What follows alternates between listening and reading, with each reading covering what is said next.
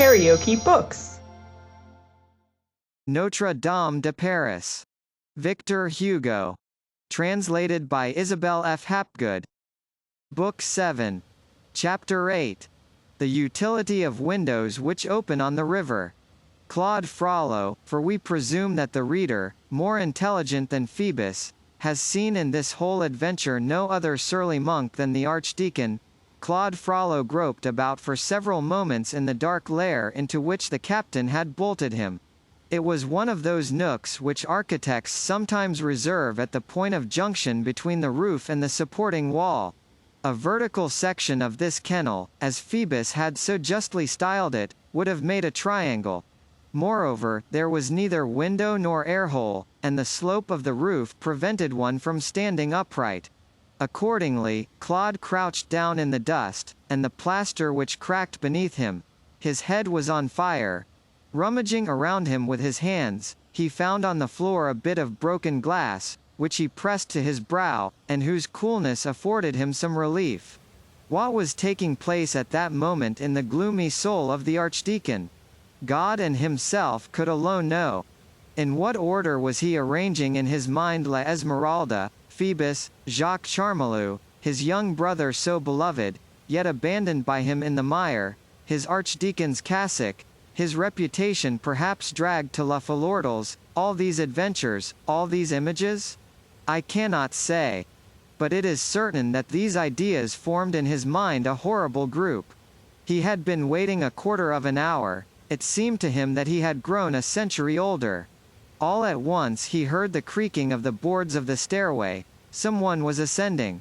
The trapdoor opened once more. A light reappeared. There was a tolerably large crack in the worm-eaten door of his den. He put his face to it. In this manner he could see all that went on in the adjoining room.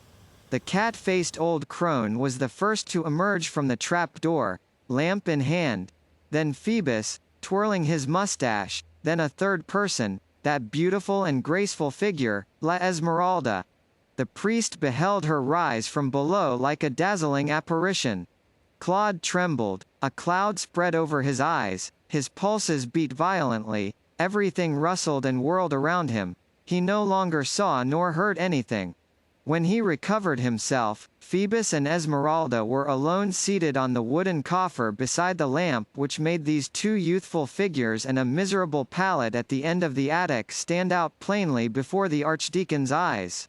Beside the pallet was a window, whose panes broken like a spider's web upon which rain has fallen, allowed a view, through its rent meshes, of a corner of the sky, and the moon lying far away on an eider-down bed of soft clouds.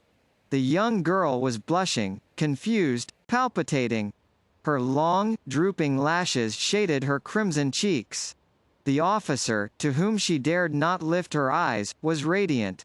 Mechanically, and with a charmingly unconscious gesture, she traced with the tip of her finger incoherent lines on the bench, and watched her finger.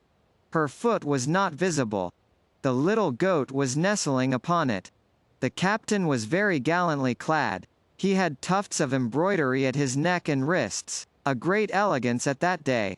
It was not without difficulty that Dom Claude managed to hear what they were saying, through the humming of the blood, which was boiling in his temples. A conversation between lovers is a very commonplace affair. It is a perpetual "I love you," a musical phrase which is very insipid and very bald for indifferent listeners, when it is not ornamented with some fioriture. But Claude was not an indifferent listener.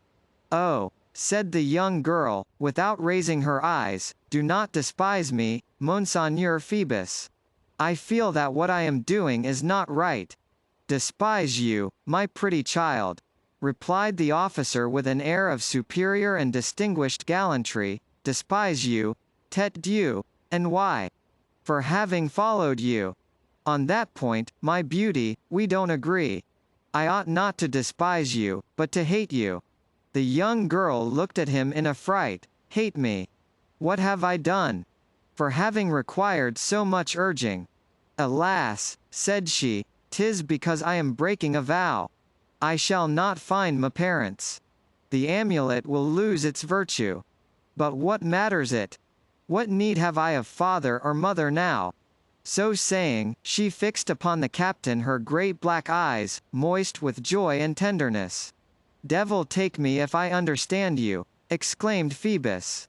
La Esmeralda remained silent for a moment, then a tear dropped from her eyes, a sigh from her lips, and she said, "Oh, Monseigneur, I love you." Such a perfume of chastity, such a charm of virtue surrounded the young girl, that Phoebus did not feel completely at his ease beside her. But this remark emboldened him. "You love me," he said with rapture, and he threw his arm round the gypsy's waist. He had only been waiting for this opportunity. The priest saw it, and tested with the tip of his finger the point of a poniard which he wore concealed in his breast. "Phoebus," continued the Bohemian, gently releasing her waist from the captain's tenacious hands, "you are good, you are generous, you are handsome. You saved me who am only a poor child lost in Bohemia. I had long been dreaming of an officer who should save my life. 'Twas of you that I was dreaming, before I knew you, my Phoebus. The officer of my dream had a beautiful uniform like yours, a grand look, a sword. Your name is Phoebus. 'Tis a beautiful name. I love your name, I love your sword. Draw your sword, Phoebus, that I may see it." "Child," said the captain, and he unsheathed his sword with a smile. The gypsy looked at the hilt, the blade, examined the cipher on the guard with adorable curiosity, and kissed the sword, saying, "You are the sword of a brave man. I love my captain." Phoebus again profited by the opportunity to impress upon her beautiful bent neck a kiss which made the young girl straighten herself up as scarlet as a poppy. The priest gnashed his teeth over it in the dark. "Phoebus," resumed the gypsy, "let me talk to you. Pray walk a little, that I may see you at full height, and that I may hear your spurs jingle. How handsome you are!" The captain rose to please her, chiding her with a smile of satisfaction. "What a child you are! By the way, my charmer, have you seen me in my archer's ceremonial doublet?" "Alas! No," she replied. "It is very handsome." Phoebus returned and seated himself beside her, but much closer than before. "Listen, my dear." The gypsy gave him several little taps with her pretty hand on his mouth, with a childish mirth and grace and gaiety. "No, no, I will not listen to you. Do you love me? I want you to tell me whether you love me." "Do I love thee, angel of my life?" exclaimed the captain, half kneeling. "My body, my blood, my soul, all are thine. All are for thee. I love thee, and I have never loved anyone but thee." The captain had repeated this phrase so many times, in many similar conjunctures, that he delivered it all in one breath, without committing a single mistake. At this passionate declaration, the gypsy raised to the dirty ceiling which served for the skies a glance full of angelic happiness. "Oh," she murmured, "this is the moment when one should die." Phoebus found the moment favorable for robbing her of another kiss, which went to torture the unhappy archdeacon in his nook. "Die!" exclaimed the amorous captain. "What are you saying, my lovely angel? 'Tis a time for living, or Jupiter is only a scamp. Die at the beginning of so sweet a thing. Corne de boeuf, what a jest! It is not that. Listen, my dear similar, Esmenarda, pardon. You have so prodigiously Saracen a name that I never can get it straight. 'Tis a thicket which stops me short." "Good heavens," said the poor girl, "and I thought my name pretty because of its singularity. But since it displeases you, I would that I were called Goton." "Ah! Do not weep for such a trifle, my graceful maid. 'Tis a name to which one must get accustomed, that is all. When I once know it by heart, all will go smoothly. Listen then, my dear similar. I adore you passionately. I love you so that 'tis simply miraculous. I know a girl who is bursting with rage over it." The jealous girl interrupted him. "Who? What matters that to us?" said Phoebus. "Do you love me?" "Oh," said she. "Well, that is all. You shall see how I love you also. May the great devil Neptunus spear me if I do not make you the happiest woman in the world. We will have a pretty little house somewhere. I will make my archers parade before your windows. They are all mounted, and set at defiance those of Captain Mignon. There are Vulgiers, Crane-Quiniers and Hand-Coulvaniers. I will take you to the great sights of the Parisians at the storehouse of Rully. 80,000 armed men, 30,000 white harnesses, short coats or coats of mail. The 67 banners of the trades. The standards of the parliaments, of the Chamber of Accounts, of the Treasury of the Generals, of the aids of the Mint. A devilish fine array, in short. I will conduct you to see the lions of the Hôtel du Roi, which are wild beasts. All women love that. For several moments the young girl, absorbed in her charming thoughts, was dreaming to the sound of his voice, without listening to the sense of his words. Oh! How happy you will be, continued the captain, and at the same time he gently unbuckled the gypsy's girdle. What are you doing? She said quickly. This act of violence had roused her from her reverie. Nothing, replied Phoebus, I was only saying that you must abandon all this garb of folly, and the street corner when you are with me. When I am with you, Phoebus, said the young girl tenderly. She became pensive and silent once more. The captain, emboldened by her gentleness, clasped her waist without resistance, then began softly to unlace the poor child's corsage, and disarranged her tucker to such an extent that the panting priest beheld the gypsy's beautiful shoulder emerge from the gauze, as round and brown as the moon rising through the mists of the horizon. The young girl allowed Phoebus to have his way. She did not appear to perceive it. The eye of the bold captain flashed. Suddenly she turned towards him. Phoebus, she said, with an expression of infinite love, instruct me in thy religion. My religion, exclaimed the captain, bursting with laughter, I instruct you in my religion. Corn et tonnerre, what do you want with my religion? In order that we may be married, she replied. The captain's face assumed an expression of mingled surprise and disdain, of carelessness and libertine passion. Ah, bah, said he, do people marry? The Bohemian turned pale, and her head drooped sadly on her breast. My beautiful love, resumed Phoebus, tenderly, what nonsense is this? A great thing is marriage, truly. One is none the less loving for not having spit Latin into a priest's shop. While speaking thus in his softest voice, he approached extremely near the gypsy. His caressing hands resumed their place around her supple and delicate waist. His eye flashed more and more, and everything announced that Monsieur Phoebus was on the verge of one of those moments when Jupiter himself commits so many follies that Homer is obliged to summon a cloud to his rescue. But Dom Claude saw everything. The door was made of thoroughly rotten cask staves, which left large apertures for the passage of his hawk-like gaze. This brown-skinned, broad-shouldered priest, hitherto condemned to the austere virginity of the cloister, was quivering and boiling in the presence of this night scene of love and voluptuousness. This young and beautiful girl given over in disarray to the ardent young man, made melted lead flow in his veins. His eyes darted with sensual jealousy beneath all those loosened pins.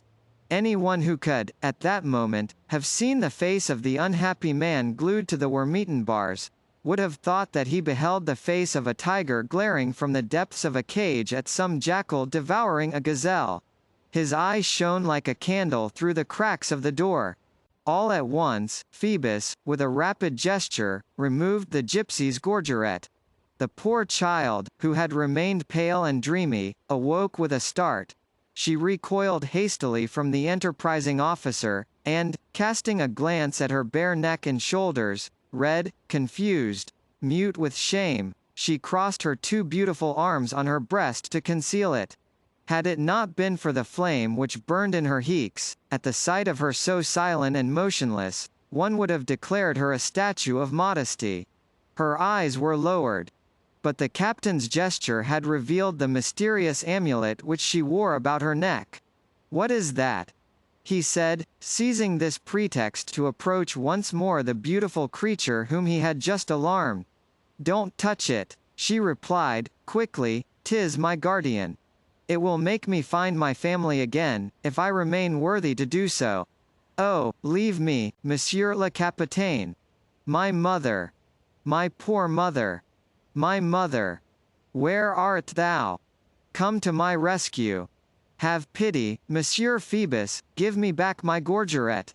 Phoebus retreated and said in a cold tone, "Oh, mademoiselle, I see plainly that you do not love me." "I do not love him," exclaimed the unhappy child, and at the same time she clung to the captain, whom she drew to a seat beside her. "I do not love thee, my Phoebus? What art thou saying, wicked man, to break my heart? Oh, take me. Take all. Do what you will with me, I am thine. What matters to me the amulet? What matters to me my mother? 'Tis thou who art my mother, since I love thee. Phoebus, my beloved Phoebus, dost thou see me? 'Tis I. Look at me. 'Tis the little one whom thou wilt surely not repulse, who comes herself to seek thee. My soul, my life, my body, my person, all is one thing which is thine, my captain. Well, no. We will not marry, since that displeases thee, and then, what am I? A miserable girl of the gutters, whilst thou, my Phoebus, art a gentleman. A fine thing, truly. A dancer wed an officer. I was mad. No, Phoebus, no. I will be thy mistress, thy amusement, thy pleasure, when thou wilt. A girl who shall belong to thee. I was only made for that, soiled, despised, dishonored, but what matters it, beloved? I shall be the proudest and the most joyous of women. And when I grow old or ugly, Phoebus, when I am no longer good to love you, you will suffer me to serve you still. Others will embroider scarfs for you. 'Tis I, the servant, who will care for them. You will let me polish your spurs, brush your doublet, dust your riding boots. You will have that pity, will you not, Phoebus? Meanwhile, take me. Here, Phoebus, all this belongs to thee, only love me. We gypsies need only air and love." So saying, she threw her arms round the officer's neck. She looked up at him, supplicatingly, with a beautiful smile, and all in tears. Her delicate neck rubbed against his cloth doublet with its rough embroideries. She writhed on her knees, her beautiful body half naked. The intoxicated captain pressed his ardent lips to those lovely African shoulders. The young girl, her eyes bent on the ceiling, as she leaned backwards, quivered, all palpitating, beneath this kiss. All at once, above Phoebus's head she beheld another head. A green, livid, convulsed face, with the look of a lost soul. Near this face was a hand grasping a poniard. It was the face and hand of the priest. He had broken the door and he was there. Phoebus could not see him. The young girl remained motionless, frozen with terror, dumb, beneath that terrible apparition, like a dove which should raise its head at the moment when the hawk is gazing into her nest with its round eyes. She could not even utter a cry. She saw the poniard descend upon Phoebus, and rise again, reeking. "Maledictions," said the captain, and fell. She fainted. At the moment when her eyes closed, when all feeling vanished in her, she thought that she felt a touch of fire imprinted upon her lips, a kiss more burning than the red-hot iron of the executioner. When she recovered her senses, she was surrounded by soldiers of the watch. They were carrying away the captain, bathed in his blood. The priest had disappeared. The window at the back of the room which opened on the river was wide open. They picked up a cloak which they supposed to belong to the officer, and she heard them saying around her, "'Tis a sorceress, who has stabbed a captain." KaraokeBooks.